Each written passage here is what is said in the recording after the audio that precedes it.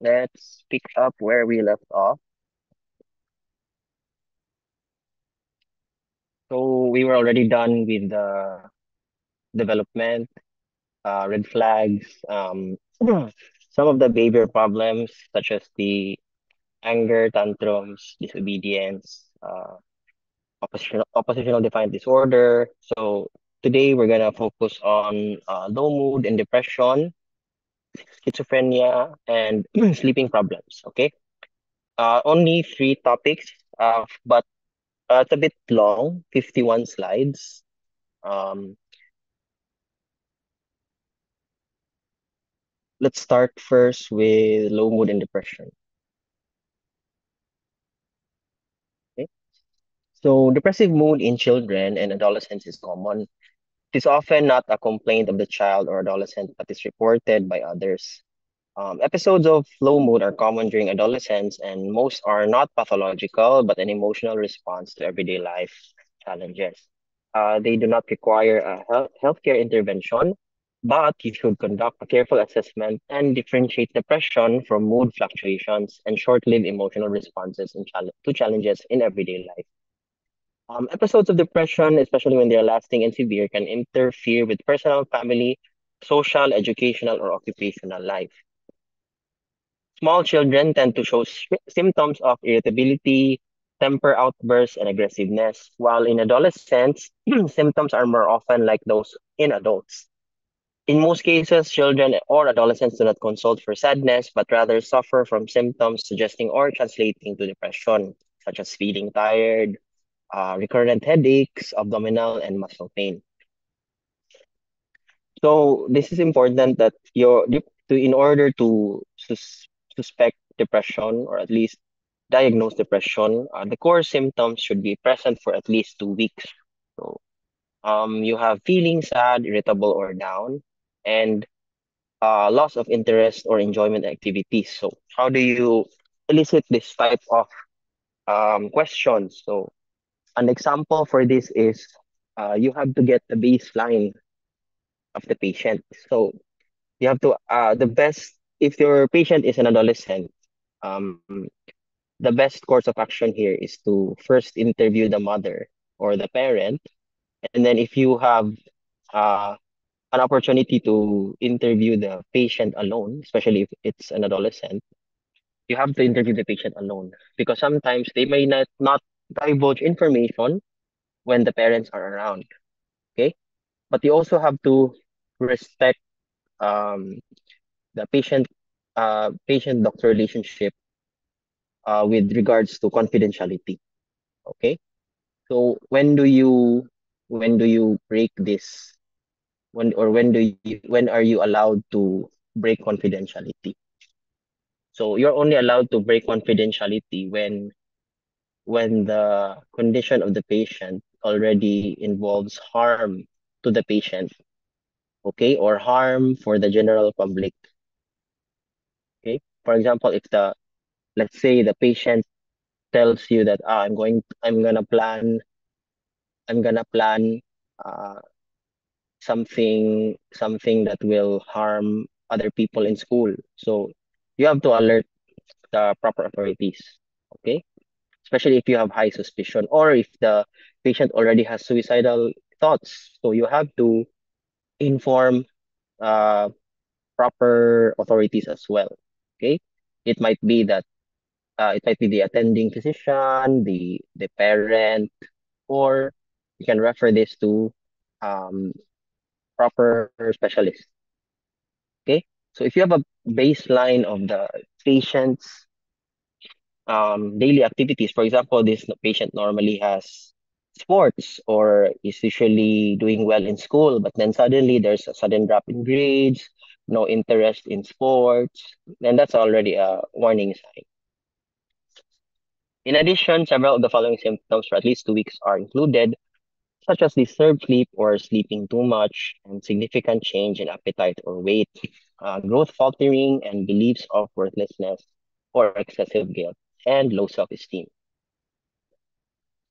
Another addition to the following symptoms are fatigue or loss of energy, reduced concentration, especially in studies, indecisiveness, Observable agitation or physical restlessness, feelings of helplessness or hopelessness, violence, self-harm, suicidal thoughts, and recurrent unexplained physical symptoms that could be psychosomatic. So, for the history, in older children and adolescents, ask the following questions and explore low mood and depression. So, what can you infer from the following questions? So, if you can look at it carefully, most of the questions are open-ended. Okay, probably the fifth question is not open-ended. Do you have poor appetite or overeat, or do you hurt yourself or others? That's just a yes or no question. But most of the questions they are open-ended. So you ask open-ended questions to avoid prejudice. Okay, and this actually prevents bias as well. So you ask him, do you often feel down or depressed? Do you have little interest? Do you have trouble falling asleep or staying asleep? You feel bad about yourself. And when the patient answers, you have to let them expound their answer. You always ask open-ended questions. Okay. Aside from that, you ask for similar problems, previous psychiatric hospitalizations, or history of family history of psychiatric disorders and medications also as well. Maybe the patient is already taking medications for the mood disorder, suicide attempts, and also yeah, family history. For the psychosocial history, it's the difficulty with daily functioning at home, school, and in relationships is also asked. You have to ask stressors and triggering events. Sometimes these um, these events are causing the symptoms. I've had patients before who had episodes of suicidal attempts because they had problems in the family, or maybe they were being bullied. It's very common nowadays. Okay, or maybe loss of a loved one. You also have to ask coping methods and social support. Why? Because it's important. For example, if you have a patient who is depressed and their coping methods are harmful to the patient, for example, what do you do to cope? I do drugs, or I party, I drink alcohol, I binge on alcohol. So you have to ask that. Also, social support. What if the patient no longer has a family and spends most of his or her time with friends, especially with bad company? You have to ask this as well because these are also factors that might affect the outcome. Okay. Relationship with parents or caregivers is also important, and the situation at home, such as your living conditions. Are they in a broken family, or are they living below the poverty line? Okay, household structure as well. So, who's the head of the family? Is the father there, or is the father an absentee father? Is the mother a single mother, or are they living with the grandparents only and the parents are abroad? It's very common. For examination, you perform a targeted physical examination. So, depending on the findings of the history, you have to do a targeted physical exam because your thorough exam can follow later on. Okay. You also have to rule out any physical conditions that can resemble or exacerbate depression. And you have to observe the appearance, behavior, mood, and affect. So, what's the most common presentation of low mood and depression? It's usually hygiene.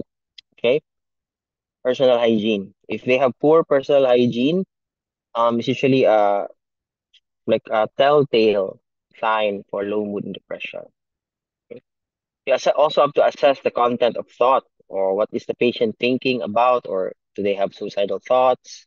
Do they have phobias, delusions, obsession, hallucination? So, um, phobia, we all know what a phobia is, and it's an irrational fear, right? Hallucination is something that is visual. Okay, hallucination is visual. Delusion is a disorder of thought process. So you are thinking that maybe someone is trying to kill you or someone is trying to follow you around. That's a delusion. Okay, or you're maybe thinking that someone is trying to always or someone is always after you, someone is always trying to blame you. That's a delusion. Okay, obsession also. So for the differential diagnosis, you have to come up with this for you to have another explanation for the symptoms. So this can be, of course, a normal reaction to any triggering event or stressor, which may be transient, or it can be child maltreatment. Other physical conditions that can resemble or exacerbate depression include your anemia, malnutrition, hypothyroidism, obesity, medication side effects, and diabetes.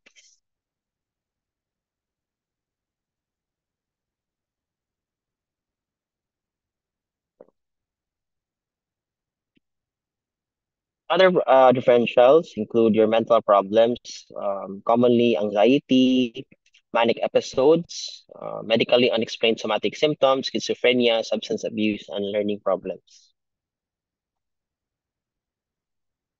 By the way, your manic episode is just a spectrum for your bipolar disorder. So treatment, so you have to develop a treatment plan together with the older child and adolescent. Also, you have to include the caregiver and the specialist when needed. Okay, the specialist may propose various forms of psychotherapy, such as cognitive behavior therapy or family therapy, and provide guidance on child or adolescent well-being. Also, provide psychosocial interventions addressing the child or adolescent caregivers and teachers. Why do you have to include the teachers and um oh yeah, why do you have to include teachers? Because the teachers can also give you input on how the child or adolescent is doing in school. Okay. Oh, so if the adolescent is spending more time in school, then the teacher must also be involved. So you also have to encourage to reduce stress and participate in daily activities and community life. So you discuss with the child or adolescent what might assist them to feel better. Would it be sport or participating in humanitarian effort? And you also have to identify prior social activities that, if started again, can it potentially provide support? For example, if the patient previously spent time with friends, but then has been distant, so can the restarting of the social activity with friends, can it help? So you have to assess that. And you also have to explain that even if they find it difficult, starting or resuming activities that were previously pleasurable can improve their mood. Okay. You also have to encourage to strengthen relationships with parents and friends. Sleep as well. It's important. Regular sleep, regular waking times, and eating habits as well. Um, it's also important to link with other available resources in the community. Uh, in some institutions, they offer self-help groups and also counseling services. It's important to offer these services. You also have to investigate whether the child or adolescent's environment can be improved. Okay. So maybe if the problem is at home, of course, you have to modify the home in order to improve the current status of the patient as well. Again, involve the caregivers as much as possible, and like, I mentioned this earlier, the sleep problems. For the treatment, do not consider pharmacology treatment as a first line option. Only when the psychological interventions prove ineffective, you then refer or consult to a pediatric psychiatrist for psychopharmacological treatment. So maybe the specialist will give antidepressants. Okay? Refer urgently if there are already signs of self-harm or poisoning, intoxication, via poisoning or intoxication, bleeding from self-inflicted wound, loss of consciousness or extreme lethargy, and is currently thinking or actively thinking about plans to self plans for self-harm or suicide. Okay. From what I can recall, if you already have a patient who has suicidal ideation, you already have to admit this patient. Okay. Do not underestimate that thought.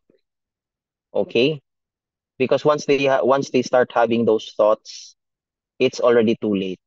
Okay, if you send them home, that might be the last time you will see the patient. So you have to admit them once you have patients who are showing signs of self-harm. Okay, so refer to a specialist if depression is lasting and serious, and is there no improvement after 2 to 6 months of first line interventions such as your psychosocial therapy, environmental modification, then you refer to a specialist. Follow up, you have to monitor progress and compliance with the psychotherapeutic treatment, and you have to reassess the child or adolescent symptoms, behavior, and functioning at every visit. So, if there's no improvement, you provide additional psychoeducation. You have to continue with the management and follow up until symptoms cease or remain. Sorry, you have to review psychosocial interventions and revise management plan. You have to involve the child or adolescent again in the decision making, and you have to offer regular follow up. Okay. Again, refer to specialists. I've been repeating this since yesterday. Okay. But what what happens if the patient has improvement? Then you continue with the management. Okay, and then you follow up until the symptoms disappear. So if on medication, you have to consider gradually reducing the medication dose. Okay, but you have to consult with a specialist if it's okay. If not on medication, you can decrease the follow up until the symptoms have subsided. Okay. Usually for low mood depression, it actually takes 4 weeks, 2 to 4 weeks before the medications kick in. So that's why you have to follow up. Okay, let's move on. So next is your suicidal thoughts or self-harm. So suicide is the act of intentionally killing oneself. And self-harm is a broader term referring to intentional self-inflicted injury. It can be cutting, no? Sometimes they burn themselves with cigarette, especially smokers, they burn themselves with cigarettes. Okay. Extreme emotional distress, such as depression, substance abuse, extreme anxiety, or behavioral problems, should prompt an assessment of self-harm and suicidal thoughts. While some suicidal thoughts are vague, pass quickly, and do not pose an immediate threat, concrete plans must be taken very seriously and addressed. Okay, like I said just a while ago, if you already have suicidal thoughts, do not take them lightly. You have to have a concrete plan for this. Okay, because it might come back. And what if you did not do the intervention and the patient pushes through with the suicide? So this is very important. For assessment, assess if the adolescent has attempted self-harm or suicide in the past, or if there is a risk of self-harm or suicide. And you have to try to establish a relationship first with the patient before asking any questions. Okay, because your patient might not openly share these thoughts if you have not built rapport. Okay. You ask questions about self-harm directly. You do not beat around the bush. You have to ask, how do you feel about living? Do you feel you have a future? Have you ever tried to harm yourself? Have you ever attempted suicide? Or do you have any thoughts or plans about committing suicide? You have to ask it directly. Okay. And you express empathy if such thoughts or behaviors are disclosed. You can say, I understand how difficult your situation is and feel how sad you must be to have such feelings. And or you can thank the patient. Thank you for trusting me. Thank you for answering my questions. And thank you for sharing these thoughts. Okay. A little goes a long way. And if the child or adolescent has a plan in mind, explore whether they feel if they're able to withhold acting if provided with support. If yes, find out what would help them to give up the plan. So it's okay to talk about suicide, asking about suicide, and using the word kill oneself or suicide does not increase the risk that the child or adolescent may attempt to commit suicide. Okay? So you can always use these words. You also have to ask about current thoughts of or planning self-harm or suicide, and frequency of these thoughts, what kind of plan is being considered, whether the method is like a firearm, rope, medication, or maybe jumping off a bridge. Okay, and then also ask when the person imagines acting out this plan. Okay, and history, you have to ask of history of thoughts, of planning, history or planning self-harm in the past months or acts of self-harm in the past year, as well as history of similar problems, psychiatric hospitalizations, like that. Frequency of these thoughts, mental problems, chronic pain, history of similar problems, and family history. Important. Maybe they have a strong family history of suicide or depression. You can ask this. Psychosocial history, you ask the difficulty with daily functioning at home, school, and relationships, stressors of the triggering. Basically, the psychosocial history from depression is similar with the suicidal thoughts.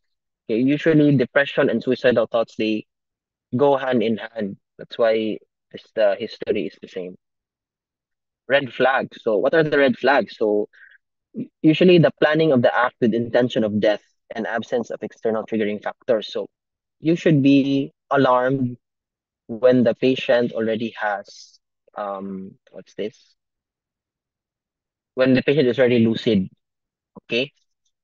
Usually the suicide, they are not successful if the patient has kanang what they call it, ongoing struggle.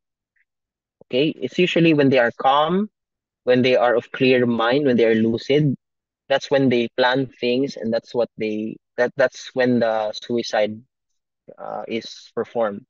So if you, I don't know if you know Anthony Bourdain. He was a famous chef. Yeah, he was a famous chef. Before he died, actually, he was still celebrating with friends. No, actually, it was very sudden. So this is usually the common pattern. So before the suicide, they usually see the patient or the individual happy, calm, or unbothered. So that means they have already come to terms with their suicide. Another red flag is the verbalization of the intention to die, use of violent or highly lethal methods such as your uh, firearms. Okay, firearms. Um, Based on statistics, the firearms are the most successful and the most lethal.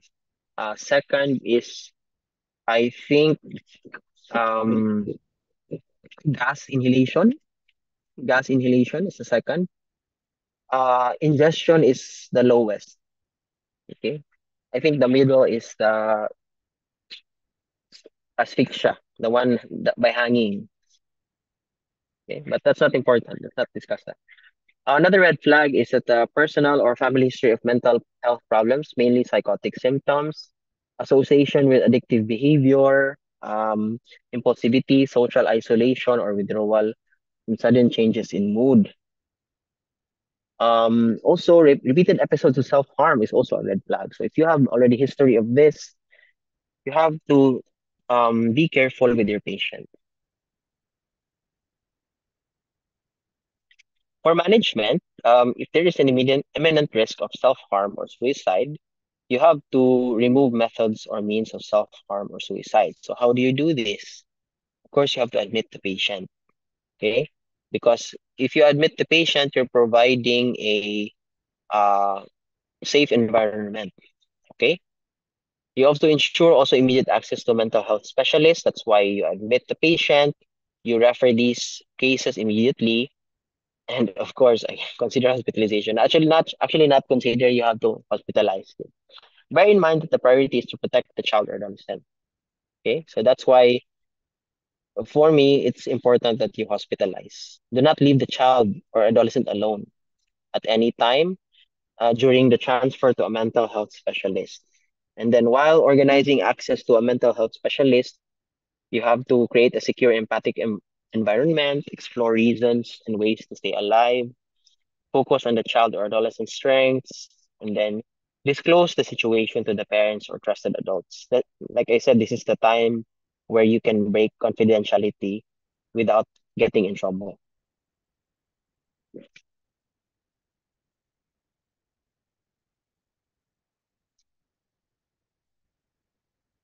Okay.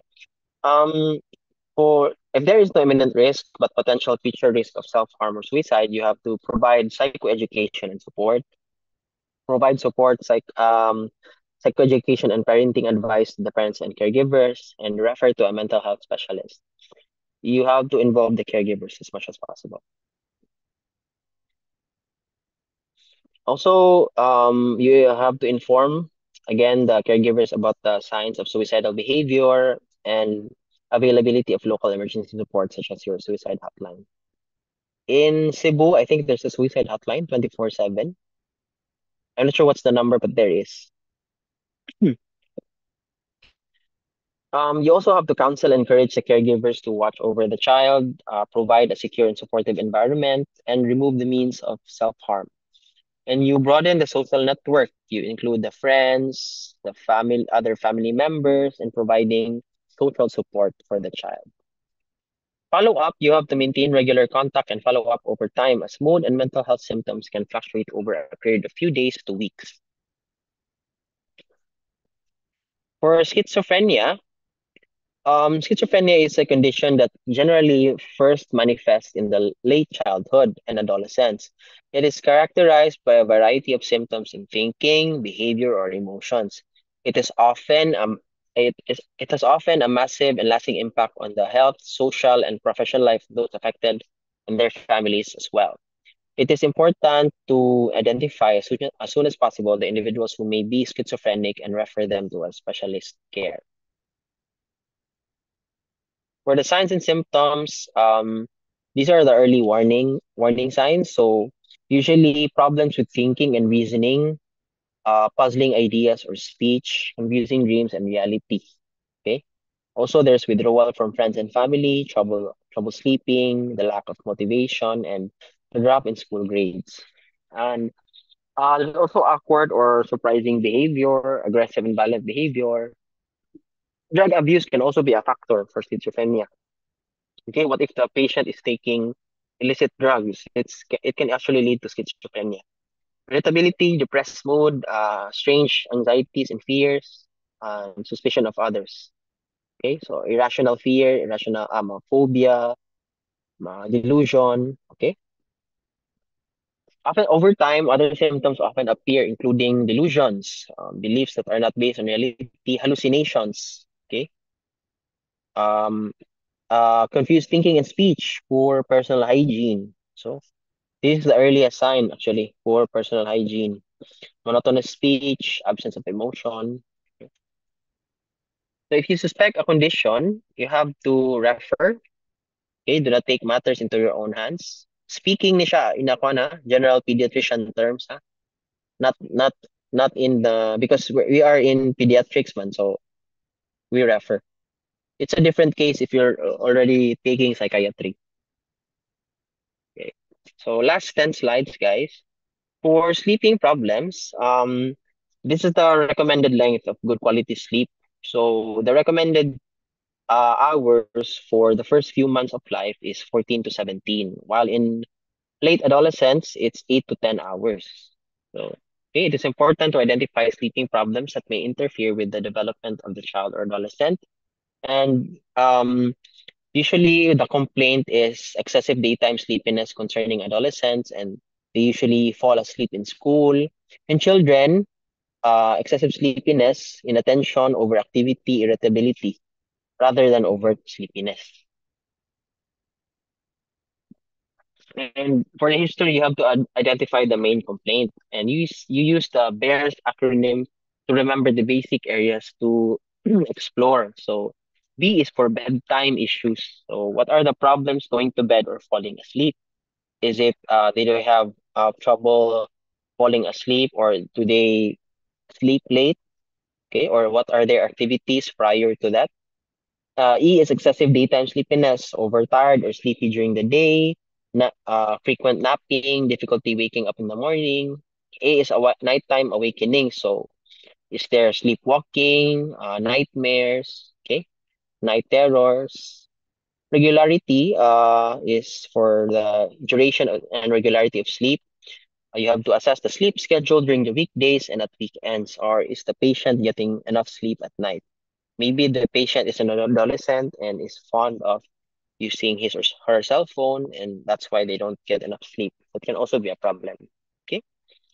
Also, sleep disordered breathing, snoring. So this can be difficulties in breathing during sleeping, or this can be a sign of obstructive sleep apnea.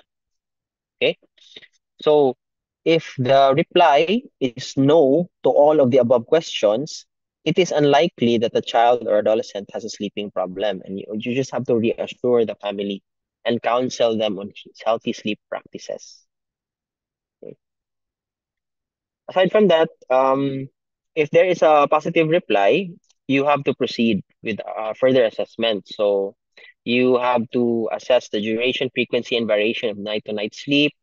Are there any associated symptoms? Are there any medications being taken, substance abuse, or maybe common nowadays, teenagers especially, they already drink a lot of caffeine. No, it's a fad. No, I don't actually get it why teenagers drink a lot of coffee. Similar stimulants prior to sleep, are they, like I said, do they have a lot of screen time before sleeping? No? Any medical or psychological stressor? Is it related to school, relationships, especially in adolescents, and parental sleep pattern as well. Maybe the parents have had previous problems as well with sleeping. Okay, this can be genetic as well. For management, if you suspect any condition that needs further assessment or investigation, refer to a specialist to confirm the diagnosis. We have sleep study specialists. Okay. If you identify minor issues such as insufficient sleep or difficulty breathing, you counsel on healthy sleep, you advise on limiting or stopping consumption of caffeine-containing products, and you assess and manage psychological stressors. You reduce the stress of the patient. So for healthy sleep, you have to set a specific bedtime. Bedtime and wake up time should be similar between weekdays and weekends and not differ by more than an hour from day to day. And you have to introduce quiet time before bedtime. So usually no screen time for children and adolescents as well. And usually this is done an hour before the actual bedtime. Okay. And you always maintain a bedtime routine. Okay, which may include reading, um, presence of one parent or caregiver as the child falls asleep. Okay. Keep the bedroom quiet and dark. Okay.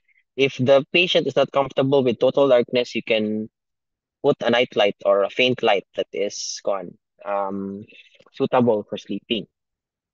Also, the temperature is important as well. Keep all screen devices outside the room. Watching television and the use of any screen device should be avoided before bedtime. And you encourage the child to undertake some kind of physical activity every day, but not 1 to 2 hours before bedtime. Okay.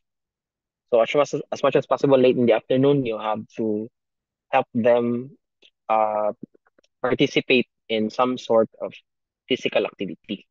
Avoid heavy meals as well an hour before bedtime. In addition, for adolescents, avoid caffeine and set up limits for screen use, which is very common. Snoring. So, children and adolescents with a common cold or rhinitis can snore for a few nights without requiring further assessment.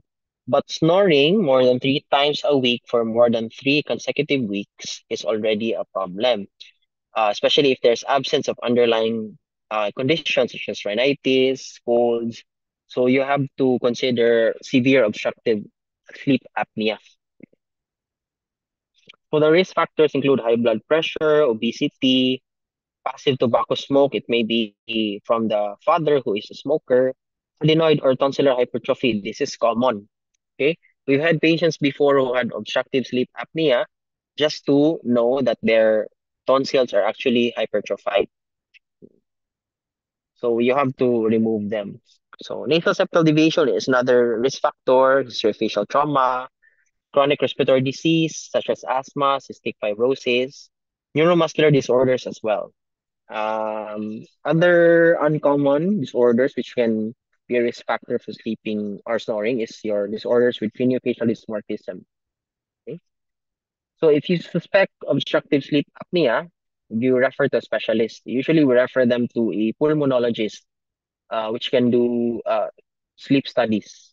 Okay, there are certain pediatric pulmonologists who refer in sleep or have a specialization in sleep.